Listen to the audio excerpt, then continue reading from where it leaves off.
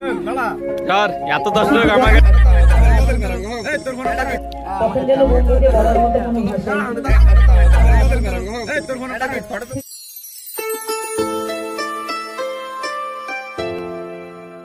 ठीक से जगह डालिए या तो 10 लोग भीड़ तो में छाड़ना भी पड़ता है।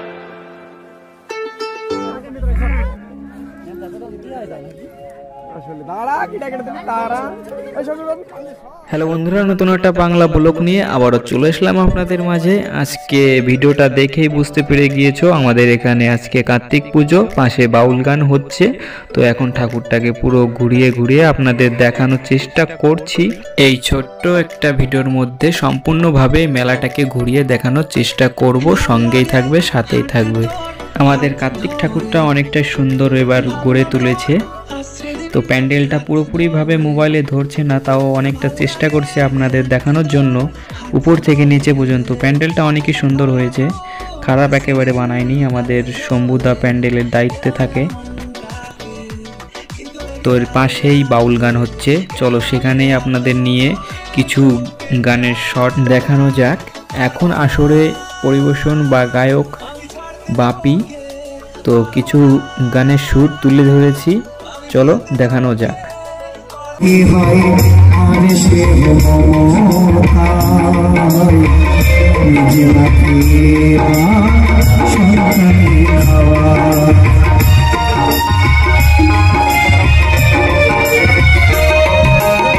সন্তানের লেখাপড়া শুরু মায়ের কাছে, সেই সন্তান সুখী মাগো যার মা বেঁচে আছে।